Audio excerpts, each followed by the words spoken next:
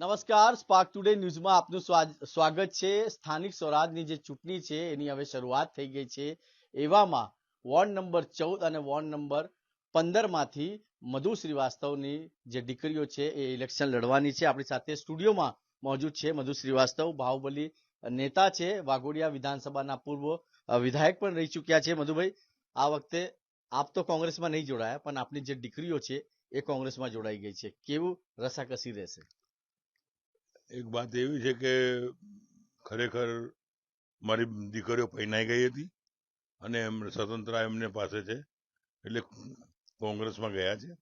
કોંગ્રેસમાં માંગણી કરી છે બેઉ દીકરીઓએ, અને બેઉ જણને મારા લીધે, કેમ કે હું 6 વખત ધારાસભ્ય રહ્યો, 2 વખત કોર્પોરેટર રહ્યો, મારો દીકરો બે વખત કોર્પોરેટર રહ્યો ભાજપના અંદર, અને ભાજપ છોડીને કોંગ્રેસ તો ટિકિટ આપે જ છે જ, એવું ખાતરી છે જ, પણ બેઉને દીકરીઓને જીતાડી લાવવાની બી એમના બાપની જવાબદારી છે અને જીતાડી લઈશું। જે રીતે પહેલાથી જ આપના ભાઈ જે છે એ ચંદ્રકાંત શ્રીવાસ્તવની હું વાત કરું, એ વર્ષોથી કોંગ્રેસની સાથે જોડાયા છે। કંઈક ને કંઈક હવે જે ઇલેક્શન છે એ થોડી એમાં મજા આવશે, લોકો પણ એવું કહી રહ્યા છે, કેમ કે મધુ શ્રીવાસ્તવ મેદાને આવ્યા છે।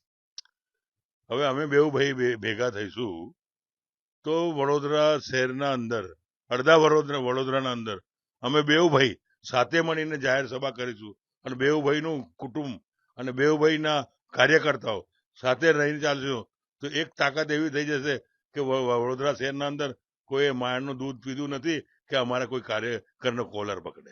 જે રીતે નીલમ શ્રીવાસ્તવ છે, દીપા શ્રીવાસ્તવ છે, હું જોઉં છું વર્ષોથી એ પણ સમાજની સાથે જોડાયેલા છે। દીપા મેડમની વાત કરું તો એ સામાજિક કાર્ય પણ ખૂબ આગળ છે, તો કંઈક ને કંઈક એનું બેનિફિટ થશે ઇલેક્શનમાં? એ બેનિફિટ મારી જેટલી બી ગ્રાન્ટો આવતી હતી આ બેઉ દીકરીઓ જ વાપરતી હતી, ગામડામાં બી વાપરતી હતી, કોર્પોરેટર તારે બી બેઉ દીકરીઓ કે પાપા આ કરવાનું તે કરવાનું, તો એ તો એમને બધું શીખેલા છે। કોર્પોરેટર બન્યા પછી ક્યાં ક્યાં કામ કરવું એ મારે માર્ગદર્શન આપવાની જરૂર નથી, શીખેલા જ છે। મારી દીકરીઓ તો બહુ હોશિયાર છે, મોરના ઈંડા ચિતરવાના, એ સવાલ જ આવતો નથી, અને બેઉ ગ્રેજ્યુએટ પડેલા છે, બેઉ કોલેજ કરેલી છે, બનેલી ગણેલી છોકરીઓ છે મારી, અને સારું કામ કરશે। મધુભાઈ, જે રીતે બંને દીકરીઓને કદાચ ટિકિટ બી આપી જ દેશે પાર્ટી, પણ હવે એની સામે ભારતીય જનતા પાર્ટી છે, એને કેવી રીતે તમે જવાબ આપશો? કેમ કે તમે પણ ભારતીય જનતા પાર્ટીમાંથી જ ધારાસભ્ય રહીને આવ્યા છો। અને એક એક ચાલી રહ્યું છે, અમુક લોકો કે અમારે લડવું છે ને અમુક નહીં લડવું।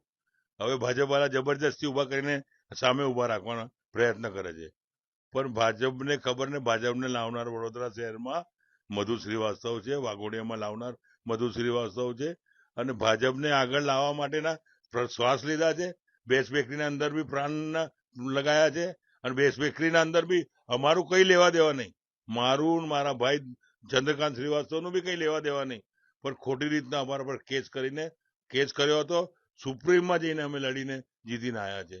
એટલે એક એ બેનિફિટ રહેશે, અને બધું બેનિફિટ રહેશે, અને નાત જાત ભેદભાવ વગર કોઈ બી જાતિનો આવ્યો છે, અને વડોદરા શહેરમાં કોઈ બી મુસ્લિમ, એક બી મુસ્લિમ એવું કહી દે કે મારી પાસે નહીં કામ કર્યા, એમને અડધી રાતે કામ કર્યા છે। મુસ્લિમ કોઈ પાસામાં ગયો હતો એને છોડાવવાના પ્રયાસ કર્યા છે, મુસ્લિમને પોલીસને હેરાન કર્યો એને બી મદદ કરી છે। બધી જ જાતિના, મહારાષ્ટ્રી હોય કે ગુજરાતી હોય કે વાનિયા હોય કે બધી જાતિના, જે રીતે હરિજન જાતિના, તડવી જાતિના, વસાવા જાતિના, કોઈ જાતિ એવું બાકી નહીં હોય કે બધાને કામ, સુતાર હોય કે જે બી હોય બધા કામો કરતા આવ્યા છે।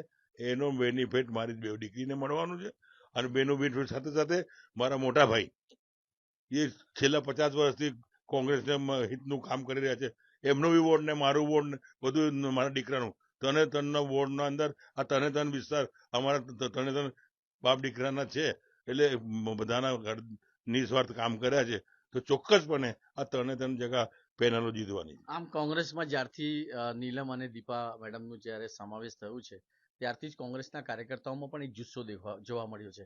16, 17 અને 14 ની વાત, 15, 16 અને 14, હા, તો આ તો છે, પણ સાથે સાથે વડોદરામાં બી તમે અલગ અલગ જગ્યા પર જશો પ્રચાર માટે? 100% આખા વડોદરામાં જવાનો છું, ગ્રામ્ય વિસ્તારમાં બી જવાનો છું, અચ્છા, તાલુકા પંચાયત, જિલ્લા પંચાયતમાં પણ જાઓ. વાઘોડિયા બી જવાનો છું, બધે ઠેકાણે જ્યાં જ્યાં મોકલશે ત્યાં હું જવાનો છું અને કોંગ્રેસની જાહેર સભાને સંબોધીશ. ઓફિશિયલી કોંગ્રેસમાં હજુ જોડાયા નથી મધુભાઈ, ના. ખાલી દીકરીઓ માટે સપોર્ટ હા, કરશે. કોંગ્રેસમાં જોડાયો જ નથી, સ્વતંત્ર જ છું, પણ નિસ્વાર્થ તરીકે બિનસ્વાર્થ વગર હું સપોર્ટ કરવાનો એમાં કોઈ સવાલ નથી. દીકરીઓ માટે કોંગ્રેસને સપોર્ટ કરશો. યસ. હા. અચ્છા, હવે લાસ્ટ ક્વેશ્ચન છે મધુભાઈ, જે રીતે આપની એક છબી છે કે 14મું રતન બી તમે ઘણીવાર બતાવ્યું છે, કોઈ પણ અધિકારીઓ હોય તમારું કામ નથી કરતો, તો હવે આ જે તમારી દીકરીઓ લડશે તો સામે કોઈ આવશે તો પછી એને કેવી રીતે તમે?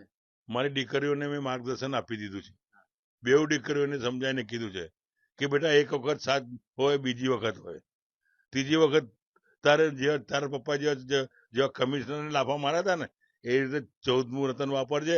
બજેટમાં પૈસા હોય અને અધિકારી ના વાપરતા હોય ને તો 14મું રતન વાપરજે, તારા પપ્પા બેઠા છે, ચિંતા ના કરીશ. મધુભાઈ, લાસ્ટ ક્વેશ્ચન, તમારી શાયરી લોકોને બહુ ગમે છે, જ્યારે બી આપ સ્પાર્ક ટુડેમાં આવો છો તો એક શાયરી અમારા દર્શકો માટે થઈ જાય,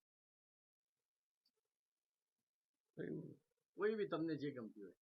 बनाता है इंसान मकान कैसे कैसे, जमी खा गई पेलवा कैसे कैसे, हजारों साल की ये बूढ़ी दुनिया मगर जवा मर्द जवा कैसे कैसे. Thank you.